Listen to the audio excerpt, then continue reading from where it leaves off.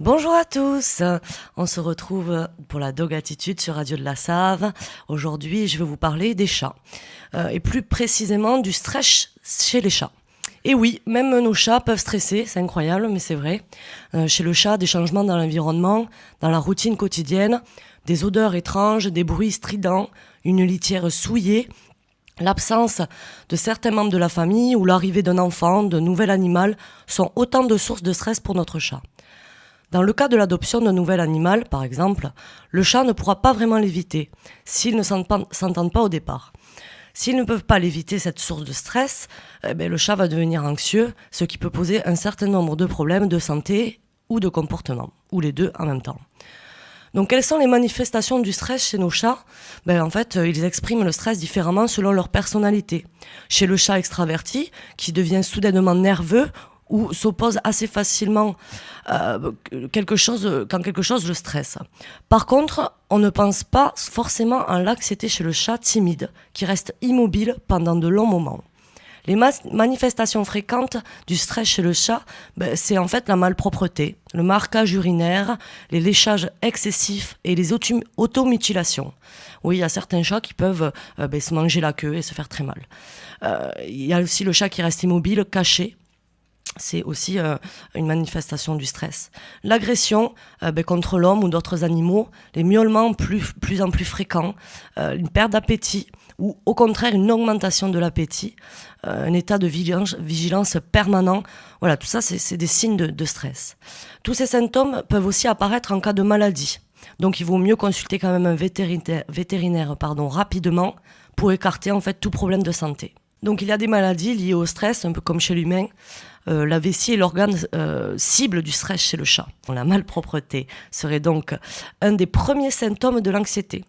Un chat normalement est propre. Si votre chat du jour au lendemain est malpropre, c'est bien possible qu'il soit stressé. Le stress participe ainsi au développement d'affections urinaires, comme la cystite chronique. Le stress chronique est aussi à l'origine d'une production élevée continue de cortisol par l'organisme. Le cortisol entraîne, entre autres, une diminution des défenses immunitaires et rend donc l'organisme plus sensible aux maladies infectieuses. Quels conseils je peux vous donner aujourd'hui pour éviter le stress de votre chat ? Donc, si votre chat présente certains de ces symptômes, la première chose à faire, c'est de consulter un vétérinaire pour s'assurer qu'il n'est pas malade. Si votre chat est en bonne santé, une origine comportementale sera fortement suspectée. Des comportementalistes peuvent vous aider, comme Aurélie ou moi-même. Des produits comme le Feliway ou les fleurs de Bach peuvent être très utiles et très bénéfiques pour contrer le stress de votre chat. Comme nous vous le disions précédemment, le stress peut être favorisé par le mode de distribution alimentaire. Comme les chats aiment manger à peu près entre 15 et 20 repas par jour, nous vous conseillons de laisser la ration journalière de votre chat à sa disposition en permanence. Il existe maintenant des distributeurs de croquettes qui sont idéaux pour les chats. Au début, vous allez aider donc en mettant ce distributeur automatique. Il y a encore aussi le Pipolino. C'est un jouet en plastique avec des trous au milieu. Et en fait, le chat joue avec et il fait tomber des croquettes au fur et à mesure. Des études récentes ont par ailleurs montré qu'en cas de cystite chronique, des modifications de l'environnement pouvaient apporter une réelle amélioration en diminuant la fréquence des récidives.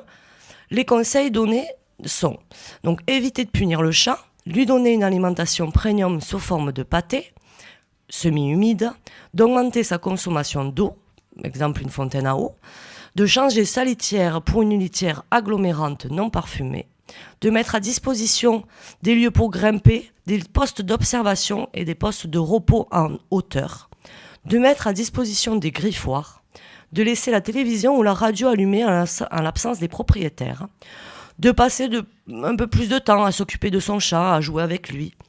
Essayez de comprendre et de diminuer les conflits entre les chats s'il y en a plusieurs. Ces changements doivent être faits l'un après l'autre, progressivement, pour laisser le chat s'adapter. Ils participent au bien-être de nos félins de compagnie. Il serait donc intéressant de les mettre en place préventivement chez tous les chats anxieux. Voilà, ce sujet est terminé. Nous vous remercions de votre écoute et n'hésitez pas à nous contacter pour plus d'infos.